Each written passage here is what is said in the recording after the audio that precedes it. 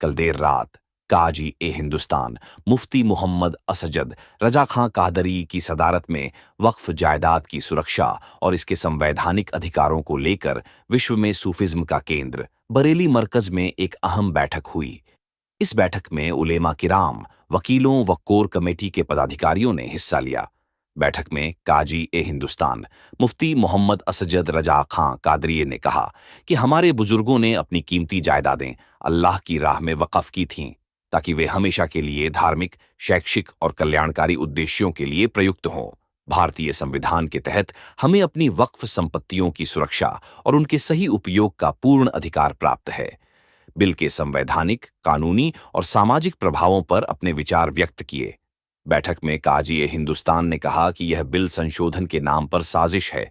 जब कानून सबके लिए बराबरी का न हो तो वह पक्षपाती बन जाता है, और आगे प्रमुख बिंदुओं पर जोर दिया। संवैधानिक अधिकारों का उल्लंघन। उन्होंने कहा कि वक्फ बिल संविधान के अनुच्छेद 26 के तहत मुसलमानों को प्राप्त धार्मिक मामलों के प्रबंधन के अधिकार का उल्लंघन करता है। वक्फ संपत्ति अल्लाह के नाम पर निहित एक धार्मिक संपत्ति है जो इस्लामी परंपरा में सादका जारिया, दान और समुदाय कल्याण के मूल्यों का प्रतीक है। बिल को सुप्रीम कोर्ट के विभिन्न निर्णयों के खिलाफ एक असंवैधानिक प्रयास बताया गया। अनुच्छेद 25 और 26 का हनन। आगे कहा कि यह बिल संविधान के अनुच्छेद 25 और 26 के तहत प्रदत्त धार्मिक स्वतंत्रता और प्रबंधन के अधिकारों के खिलाफ है। राज्य के अधिकार क्षेत्र का अतिक्रमण। काजी ए हिंदुस्तान ने तर्क दिया कि बिल अनुच्छेद 246 के 3 के तहत राज्य के विशेष विधायी अधिकार क्षेत्र का उल्लंघन करता है, जिसके कारण यह असंवैधानिक है। वर्गीकरण और विभाजन की आशंका। बिल के खंड 3 आइड-आइक्स पर चर्चा करते हुए कहा गया कि आगाखानी वक्फ और बोहरा वक्फ जैसे उपसमूहों का निर्माण संविधान द्वारा प्रदत्त अधिकारों से परे है और इससे समुदाय में विभाजन की संभावना बढ़ती है। न्यायिक प्रक्रिया पर सवाल। यह चिंता व्यक्त की कि संपत्ति के स्वामित्व विवाद को केवल सिविल कोर्ट ही तय कर सकता है, न कि राज्य सरकार के अधिकारी, जैसा कि बिल में प्रस्तावित है। यह प्रावधान प्राकृतिक न्याय के सिद्धांतों के खिलाफ है। समानता के अधिकार का उल्लंघन। बैठक में यह तथ्य उजागर हुआ कि बिल अनुच्छेद 14 के तहत समान संरक्षण के सिद्धांत का उल्लंघन करता है।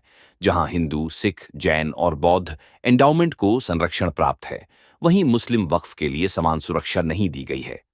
उपयोग के आधार पर वक्फ को समाप्त करना और गैर मुस्लिमों द्वारा इसके प्रशासन की व्यवस्था असमानता को दर्शाती है। विवादित संपत्ति का उदाहरण। बैठक में मुंबई के एंटीलिया मामले का उल्लेख हुआ, जो पहले खोजा समुदाय की वक्फ संपत्ति थी और अब सुप्रीम कोर्ट में लंबित है। यह सवाल उठाया गया कि क्या बिल के जरिए सरकार विवादित वक्फ संपत्तियों को प्रभावित करने का प्रयास कर रही है। उलेमा किराम ने कहा कि बैठक का मुख्य उद्देश्य वक्फ संपत्तियों के संरक्षण, प्रबंधन और इसके कानूनी पहलुओं पर विचार विमर्श करना, खासकर वक्फ संशोधन विधेयक 2025 के संदर्भ में जो कल ही में संसद में पारित हुआ है। उलेमा किराम के साथ साथ वकीलों ने भी सख्त लफ्जों में बिल की मजम्मत की और कहा कि जो शरीयत के खिलाफ हों को हम नहीं मानते हैं। जमात रज़्ज़ा ए मुस्तफ़ा के राष्ट्रीय उपाध्यक्ष सलमान हसन खान सलमान मियां ने कहा कि हम भारत के नागरिक हैं। हमें भारतीय संविधान अपने मौलिक अधिकारों के तहत वक्फ संपत्तियों की सुरक्षा और संरक्षण के लिए अपनी आवाज बुलंद करने की स्वतंत्रता प्रदान करता है। संविधान का अनुच्छेद 25 और 26 हमें धार्मिक स्वतंत्रता और अपनी धार्मिक संस्थाओं के प्रबंधन का अधिकार देता है, जिसमें वक्फ संपत्तियों का संरक्षण भी शामिल है। इसके साथ ही अनुच्छेद 14 समानता का अधिकार और अनुच्छेद 21 सम्मानजनक जीवन का अधिकार सुनिश्चित करता है।